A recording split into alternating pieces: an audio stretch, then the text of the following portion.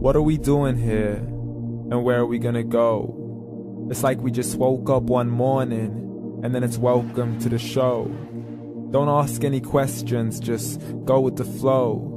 Make as much money as you can and try your best not to get broke.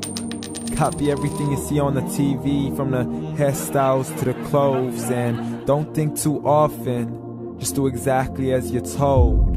And if you ever get confused, then just turn towards the alcohol. You still hear your thoughts? Then just turn up the radio as you learn to live a lifestyle of drugs, sex, and rock and roll. But in all honesty, I just need to know, is there more to the cycle than growing and getting old? Living and dying just to leave behind a happy home and a whole lot of property that somebody else is going to own. I just really need to know before the casket's closed, 'cause I'm not willing to gamble with my soul, nor am I ready to take any chances. These are just simple life questions and I'm just searching for some answers. Like, what are we doing here? And what is our purpose? How did we get here, and who made us so perfect? And what happens once we go, or is this world all really worth it? Questions we don't answer because apparently we don't really have to. There's no purpose to this life and our existence is merely natural. Then in that case, please let me ask you, did you create yourself, or was it somebody else who had fashioned you? 'Cause you're a being that's impeccable, faultless and unparalleled. You're a product of supreme intelligence and I'm merely being rational. For there isn't a camera on this earth that can come close to the human eye, nor a computer that can compete alongside the human mind. And if the whole world was to come together, we wouldn't be able to create a single fly. So many signs, yet we still deny. As science tries to justify that all this could come from none, when it's a simple sum. 0 plus 0 plus 0 cannot possibly ever give you 1. So from where did all this order come? For everything has its origins, a maker, a creator of its own. I mean, the only reason you're watching this video is because somebody had to press upload. So we can believe in the Big Bang, but I'd rather believe in He who caused it to explode. Allah, the creator of everything along with every single soul.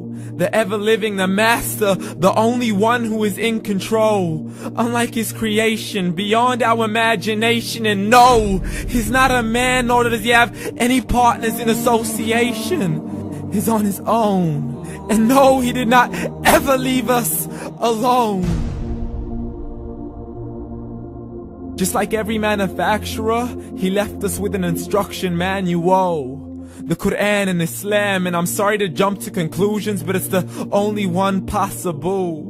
The only definition of God is the one and only supreme being. It's logical, a book with 0 contradictions, with miracles that are both scientific and historical, all revealed over 1400 years ago.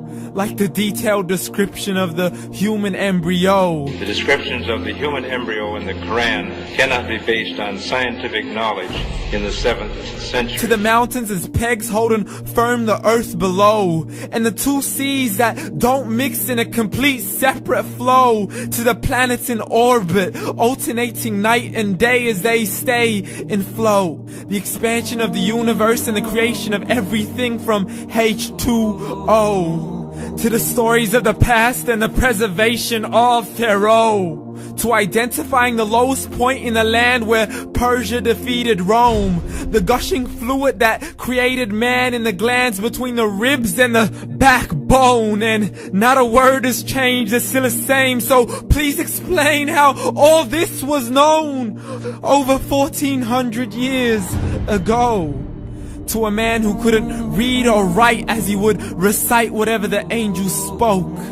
And if you still don't believe, please try to come up with something that's even close. But you can't, so we took God as a mockery and his messengers as a joke. Muhammad could not read or write.